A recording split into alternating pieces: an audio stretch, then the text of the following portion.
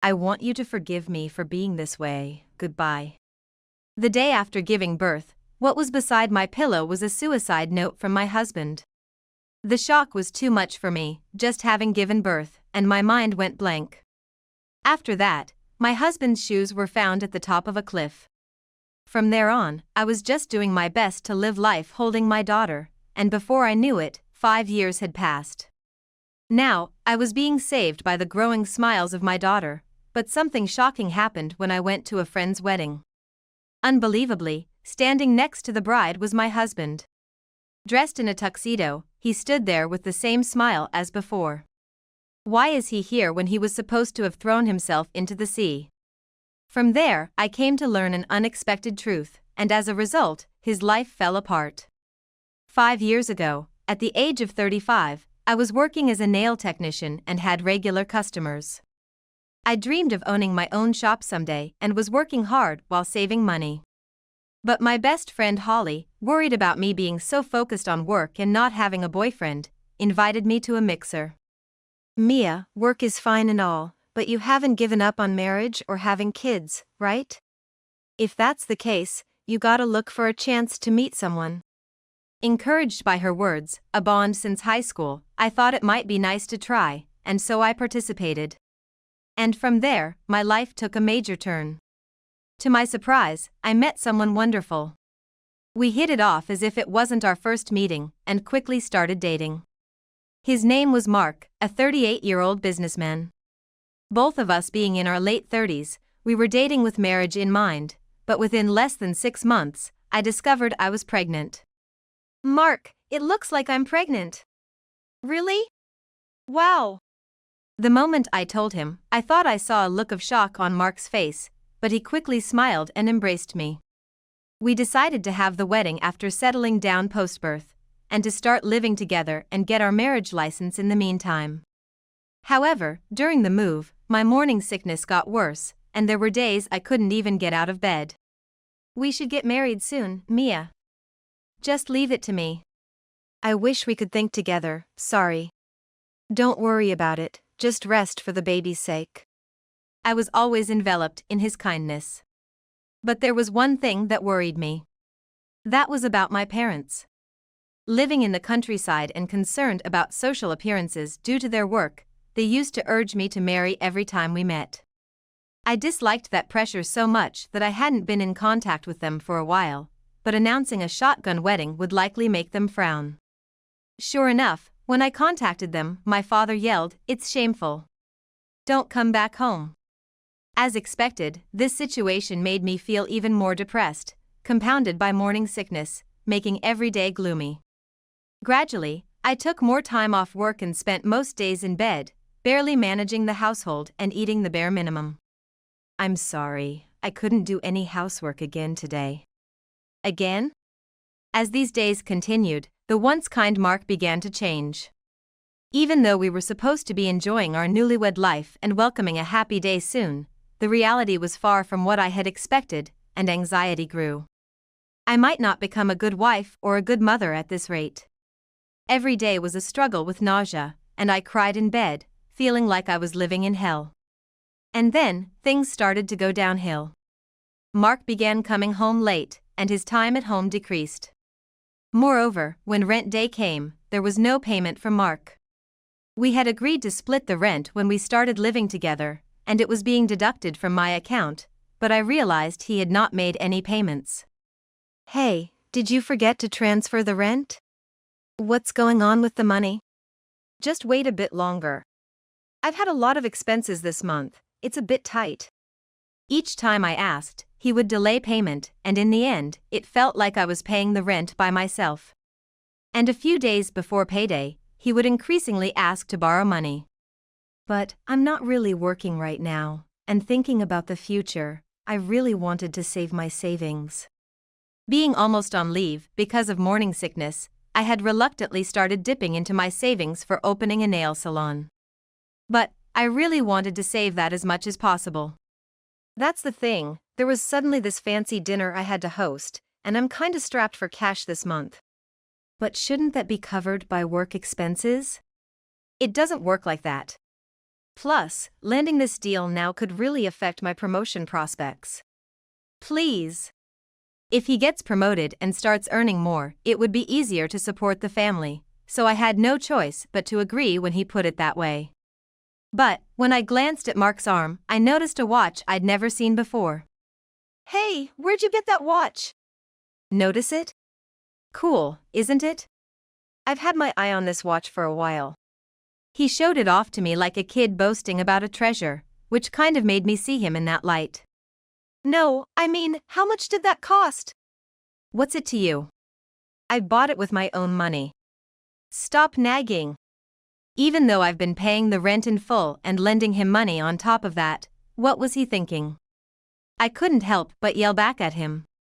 Before spending money on stuff like that, we should talk. You're gonna be a dad soon.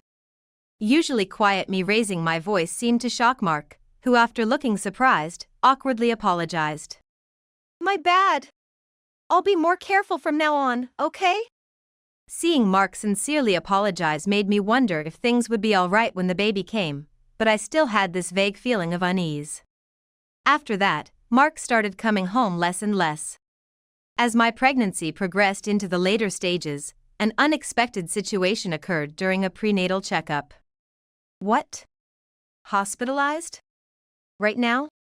At the checkup, they said it's a threat of premature birth. There were still about 2 months until the due date, but the doctor recommended hospitalization to keep the baby in as long as possible. The suddenness of the situation was shocking, but I was determined to do whatever it takes to protect my unborn child. So there I was, lying in the hospital bed, looking forward to the arrival of my baby, but obviously, doing nothing but resting all day got boring fast. During this time, my friend Holly frequently came to visit, which was a godsend. She's currently working at a detective agency specializing in infidelity cases, and every time she visits, she would tell me all sorts of work stories within appropriate bounds, making me laugh. Even if someone cheats, they always get caught, huh? That's right. When I fell silent, Holly leaned in and asked, Wait, you don't think Mark's cheating, do you? It's not that, but... I ended up pouring out everything that had been bothering me.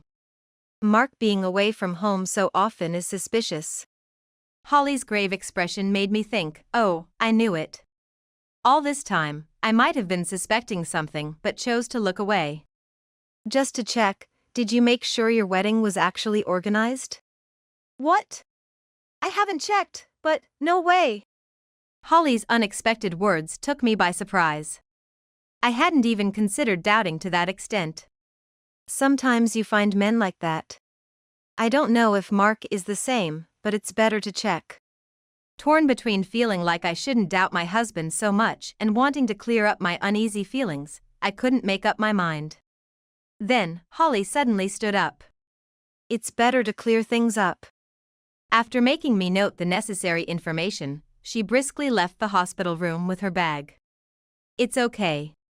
Just confirming that will make me feel better. As I tried to reassure myself while waiting, Holly returned in less than an hour. Here you are. What she told me was Mark didn't do anything for our marriage. No way. Maybe you should ask him directly? So, the next day, when he showed up in my hospital room, I decided to broach the subject. When he came, he had his usual cheerful smile. With my emotions fluctuating, but knowing I had to clear things up for the sake of our child, I brought up the topic. Hey, you did organize our wedding ceremony, right? What? Mark's face changed color instantly, and he fell silent, seemingly lost in thought. After a while, he started to speak. To tell you the truth, I wanted to prepare for it together with you, so I stopped. He had gone to the city hall thinking my health would soon improve, but then hesitated. If that's the case, you should have told me right then. I know, but then a bunch of stuff happened. Turns out, he got tangled up in some financial trouble, which led to us not being able to make our rent payments. About to become a father and feeling so ashamed. I thought I'd talk to Mia about it once I sorted everything out. I couldn't find the words to respond to him, looking so downcast. Sorry for making you feel insecure when we're about to have a child. At that moment, I could only rub his back as he started to tear up. He was suffering in silence. As his wife, I need to support him. Afterward, Mark hardly visited me in the hospital, and eventually, he stopped replying to my messages. I thought maybe he was too ashamed and didn't want to face me, so I decided not to press and just wait. Even with all this happening, my belly kept growing, and the day of delivery finally arrived. The labor started in the middle of the night, and by dawn, our daughter was born, a healthy baby weighing over 3,000 g. I did contact Mark, and he showed up, but his heart seemed elsewhere. He wouldn't even make eye contact. It was concerning, but after an intense night and enduring severe pain, the sight of my proof of endurance brought me immeasurable happiness. Holding my tiny, powerless child, I was overwhelmed with indescribable emotions and tears. I'm so glad you were born safely. Mark held his daughter with a somewhat complicated look on his face. The very next day, I found a suicide note from my husband by my pillow. Mia, you must be surprised to receive this letter suddenly, but these are my true feelings, it began, detailing his anguished cry from the heart. At the time, he didn't give me the full story, but it turned out he had fallen victim to a scam, losing all our savings and being chased by debt collectors. Considering our soon-to-arrive child and our family, he saw no other way out. I think living will only cause more trouble for you. So, I plan to jump off a cliff known for suicides. Please forgive me. Goodbye. The last words were shockingly painful, and in my postpartum instability, I was dumbfounded. Rushing to consult with the police, Mark's shoes were found at a famous cliff, presumed to have jumped into the sea, leaving me in tears. However, despite the search, his body was never found. His whereabouts remained unknown, and after filing a missing person report, I clung to the hope he'd return. Before I knew it, 5 years had passed. During this time, holding my newborn daughter, I had no choice but to live on as best I could. Fortunately, when I informed my parents of my daughter's birth, they came to see us and we reconciled, providing support ever since. Thanks to my parents doting on their granddaughter, I managed to get by as a single mother. Now, I'm balancing childcare and work, striving towards opening my dream shop. Holly often comes to visit, taking me and my daughter out for shopping trips and outings, offering her support.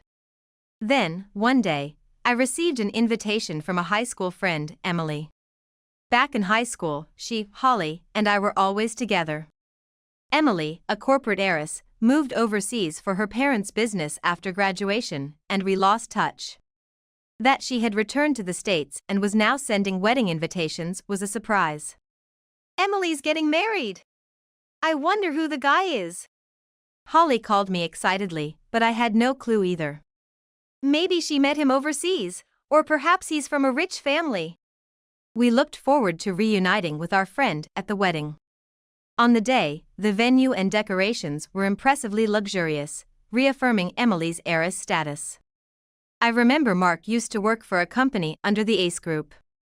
This thought crossed my mind, but as the lights dimmed and music played, the spotlight fell on the doors as they slowly opened. Seeing Emily after so long, she hadn't changed much, her smile brightening the surroundings like flowers. But the moment I saw the groom beside her, my heart froze. Mark?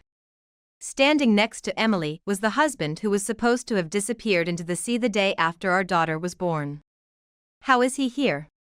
And with Emily? I never imagined such a reunion. Seeing him in a tuxedo with that familiar smile, I was bewildered. Why is this happening? Staring in shock as if I had seen a ghost, Holly, standing next to me, broke the silence. Isn't that Mark? I was thinking the same. But that laugh, it's just like Mark's. The slight lift on the left side of his lips.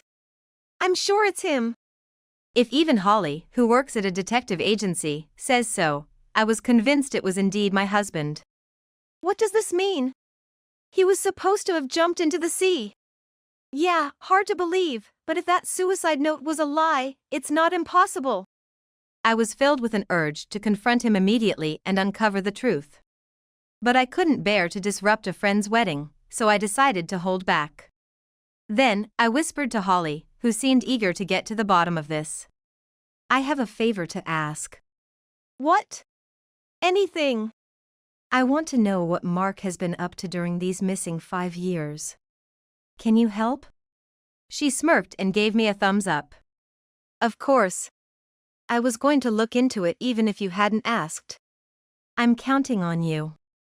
The next day, we began our investigation into Mark. Holly even took time off work to start tailing him. As we delved into what had happened, we stumbled upon a shocking truth. I can't believe Mark was such a person. I was hit with a strong shock, almost collapsing. But now that you know everything, you won't let him get away with it, right? Of course not. I won't let it end like this. So, we decided to take action against Mark. A few days later, we attended a party to unveil Emily's husband, Mark, which we had secured invitations for by a certain method. Searching for Mark in the vast venue, we found him at the center of a crowd. Mia, there he is. What do we do? He's surrounded by a lot of people. Then we have no choice but to go straight through. Straight through? Wait, Mia? Ignoring Holly's attempts to stop me, I confidently walked towards Mark, clicking my heels with each step. As I came into his view, he froze, staring at me in surprise. I approached with a smile, and Emily, noticing me, greeted Mia. Thank you for coming today. You're welcome. And Mark, long time no see. As I smiled at him, his face, which had been smiling, suddenly tensed. Well, Mark, why are you here? Weren't you supposed to have jumped off a cliff? My loud, seemingly shocked question drew the attention of those around us. Emily also demanded, what's going on? Mark, you know Mia? Well, you see. As the confusion grew, Mark started to visibly panic. Emily, you might not believe this, but listen. This man, Mark, was supposed to be my fiancé up until 5 years ago. Emily, grabbing Mark's chest, shook him violently. What do you mean, Mark? Actually, I began, recounting everything openly so that everyone around could hear. He had disappeared after leaving a suicide note the day after our child was born, 5 years ago. Since then, I've been living as best as I could. The murmuring in the venue died down, and all eyes were on me. But if Mark is alive, that means the suicide note was just for show, right? I stood in front of him, pointing. The reason you left us was to marry Emily. Mark averted his gaze, his face turning pale. Whispers of why would he do such a thing started spreading among the crowd. Emily glared at him. Were you dating both of us at the same time, and when I got pregnant, you wanted to escape responsibility? You aimed to marry into wealth by marrying me. That's... With his face drained of color, Mark looked desperately for a way to turn the situation around, but when Emily's father appeared, he slumped down, burying his head in his hands. I went on to expose his secrets further. Looks like he's got debts too, from gambling while he was with me.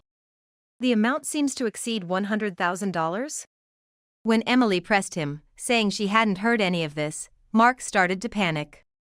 I was going to tell you eventually. It's true. I had a plan to pay it all back, so I wanted to settle the full amount before saying anything. Was that plan by any chance marrying Emily and becoming a CEO? My comment left Mark silent, glaring at me with a sharp look. You bragged about it when you were drunk at a bar 5 years ago, boasting about juggling me and another woman, and how if things went well, you might end up marrying into wealth and even becoming a CEO. Moreover, you never intended to marry me. Holly, the detective, gathered testimonies I couldn't collect on my own. I shoved the investigation report right under his nose. Then, as if defiant, Mark snatched the report from me and started tearing it up. Don't think you'll get away with this. It was a mistake to get involved with you. If only you hadn't gotten pregnant. As his plan fell apart, he looked ready to lash out. You're the worst. I'll be filing for divorce and seeking child support through a lawyer, so be prepared. You can show up in court if you run away. This isn't how it was supposed to go. Everything was going so well. As Mark hit the floor with his fists in frustration, Emily slowly approached him and said, "That's what I should be saying. I can't believe it was all true." Mia was right, and declared their divorce. Wait, just wait a minute. This is all her fabrication. Despite Mark's pleas, Emily's decision remained unchanged. Partly because Holly and I had already met with her and told her the truth. That's why she was the one who sent the invitation for today. As Emily brushed off Mark's hand and stood beside Holly and me, she gave Mark a cold look. That's not possible. Emily, please reconsider. After a while of Mark apologizing tearfully, Emily's father scolded him, and he finally quieted down. Moreover, Mark, who worked at Emily's company, received a direct dismissal notice from the CEO on the spot, losing his job and everything. It's all Mia's fault I can't become a CEO now. You brought this on yourself. Oh, I forgot to mention, I'm also a CEO's daughter. What? You are? Caught off guard by the sudden revelation. In fact, my father also runs a business, hoping either I or my future husband would take over someday. That's why he kept pushing me about marriage and worried about my public image due to my early pregnancy. I didn't have the chance to tell because I became estranged from my parents after getting pregnant. But well, it all worked out for the best. So, if I had stayed married to you, I could have become a CEO? Suddenly, Mark grabbed my hand and kneeled. Let's start over, even now. A child should have a father, right? No way. The last thing I want is for someone like you to be a father. I never want to see your face again. Taken aback by my complete turnaround, Mark was left speechless and in a daze. Leaving him behind, Emily, Holly, and I left the venue. After that, Emily and Mark officially divorced. Her father was furious, vowing to claim compensation by any means necessary. I, too, filed for alimony and child support through a lawyer. Mark ended up shouldering over $300,000 in debt, working tirelessly day and night, looking worn out. Now, Emily, Holly, and I often get together for lunch and enjoy happy times. At 40, I finally achieved my dream of owning my own store. Recently, my 5-year-old daughter has shown interest in nails, and we play the nail salon together. In those moments, with my daughter's endless smiles, I feel the simple joy of existence and am enveloped in a calm peace.